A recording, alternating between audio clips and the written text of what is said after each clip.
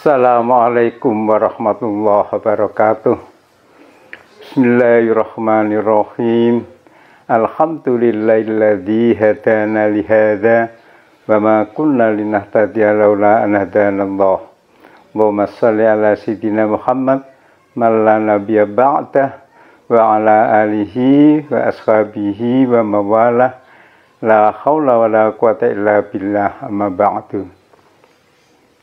Kaum muslimin rahimakumullah, kami selaku Ketua Umum Majelis Ulama Indonesia Kabupaten Demak, dengan adanya pandemi atau virus corona, pertama kita hadapi dengan positif. Secara fisik kita mengikuti protokol kesehatan dari pemerintah. Kita sering cuci tangan, juga jangan bosan-bosan memakai masker. Di samping itu juga kita mengatur jarak. Kedua, psikis atau secara spiritual. Kita taqarrub ilallah. Kita mendekatkan diri kepada Allah Subhanahu wa Ta'ala dengan banyak beristighfar, mohon ampun kepada Allah. Barangkali banyak perbuatan-perbuatan kita salah dan lupa yang tidak dikehendaki oleh Allah. Juga kita sering membaca Al-Quran, baca sholawat Nabi. Bisa juga kita di rumah dengan istighosah. Artinya kita mohon pertolongan kepada Allah. Semoga pandemi atau virus corona di Indonesia ini segera hilang. Negara kita, Indonesia, dan khususnya Demak, kita bebas dari corona. Juga kita bentengi harta benda kita dengan zakat. Ini ada suatu hadis Nabi, khasinu amwalakum bizakah. Bentengilah harta-harta bendamu dengan zakat. Zakat itu artinya tambah, bukan berkurang. Orang yang berzakat sholah, berarti harta bendanya bagus. Nama berzakat tumbuh berkembang. Kasinu amalakum bizakah. Wadawu amrodakum bisodakoh. Obatilah penyakit-penyakitmu dengan sodakoh. Nah, ini. Jadi kita yang selama ini boleh dikata tidak pernah mengeluarkan uang untuk sodakoh, inginnya hanya menumpuk uang. Nah, ini kita diingatkan oleh Nabi, wadawu amrodakum bisodakoh wastakbalu amba al-bala wa fi riwayatin amba jal bala biddoa wa taqarrub. Nah, ini yang ketiga. Jadi kita hadapi beraneka bala cobaan dari Allah dengan berdoa dan mendekatkan diri kepada Allah. Inilah. Jadi ini supaya kita pegang, kita sebagai umat Islam, kita banyak berdoa. Di mana-mana sering saya katakan, doa Fatihah itu paling mustajab, tidak ada bandingannya. Iblis jin itu menangis meraung-raung ketika surat Fatihah itu turun. Ini luar biasa Fatihah ini. Kemudian banyak membaca sholawat Nabi, banyak istighfar, mohon ampun kepada Allah. Tobat, nah ini tobat. Tobat itu dengan 3 tahapan.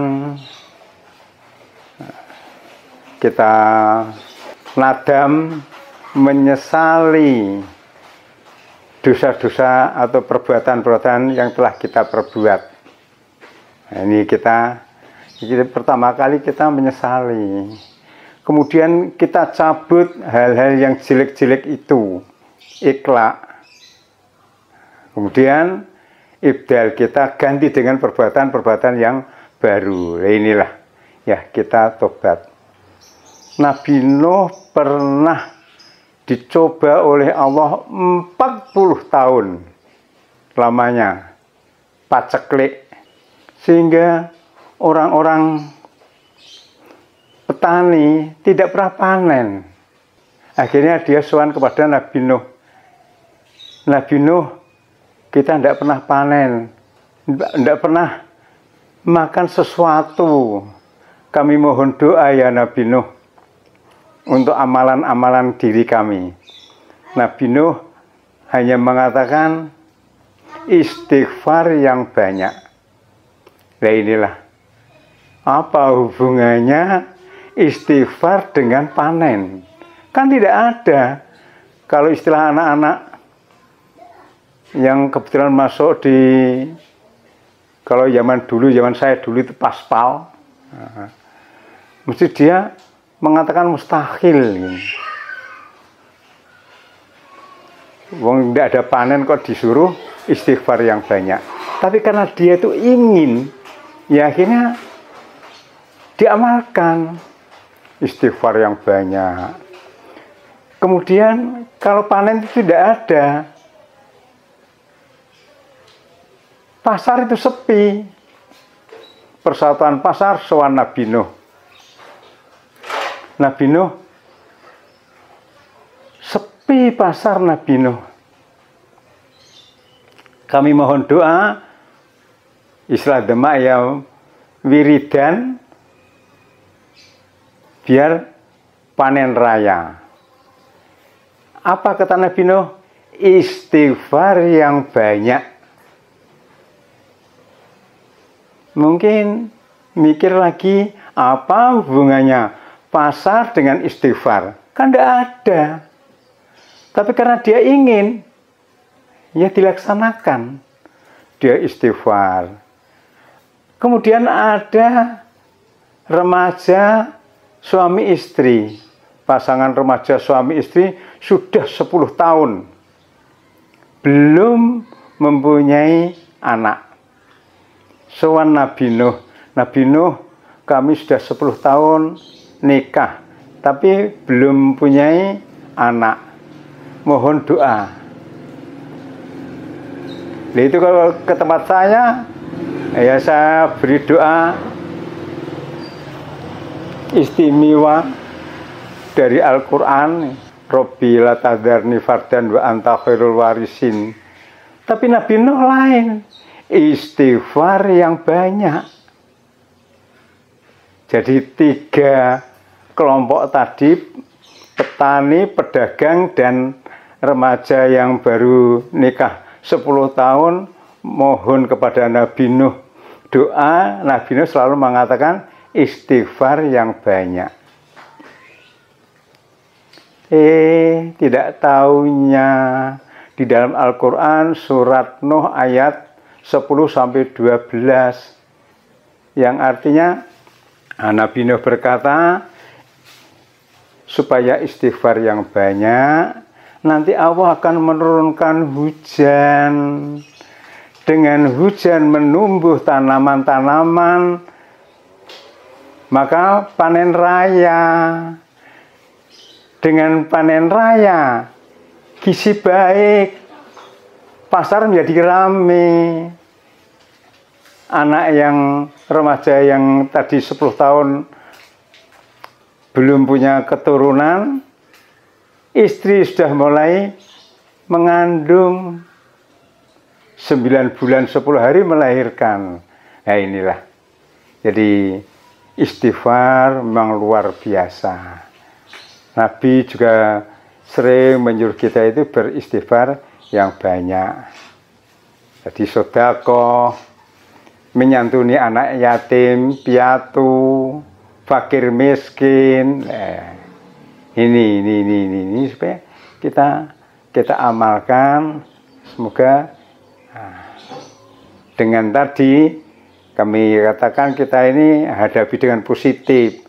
Jangan kita terus dengan ketakutan. Takut itu sudah sakit sendiri. Berapa persen itu sudah sakit. Nah, positif kita mengikuti protokol pemerintah, kemudian secara spiritual kita mendekatkan diri kepada Allah, banyak istighfar dan sebagainya.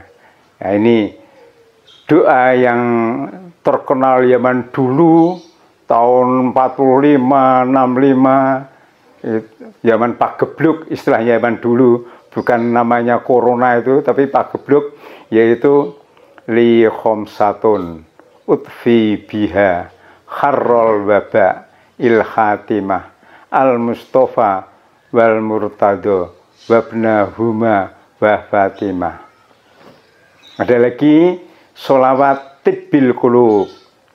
Allahumma sholli ala sayyidina Muhammad tibbil qulub wa dawaiha wa afiatil abdan wa shifaiha wa nuril absar wa diyaiha wa kutil arwah wa gidaiha wa ala alihi wa sahbihi wa sallim. Banyak doa-doa dawuh Nabi untuk menghadapi hal-hal semacam itu. Saya kira para kaum muslimin, muslimat, Kabupaten Demak, demikianlah kami berharap selaku Ketua Umum Majelis Ulama Indonesia, jangan kita itu bosan-bosan untuk memakai masker, sering cuci tangan dengan sabun, wudhu dengan sempurna. Dokter mengatakan wudhu dengan sempurna juga termasuk menangkal virus corona. Demikian yang dapat kami sampaikan. Terima kasih atas perhatiannya.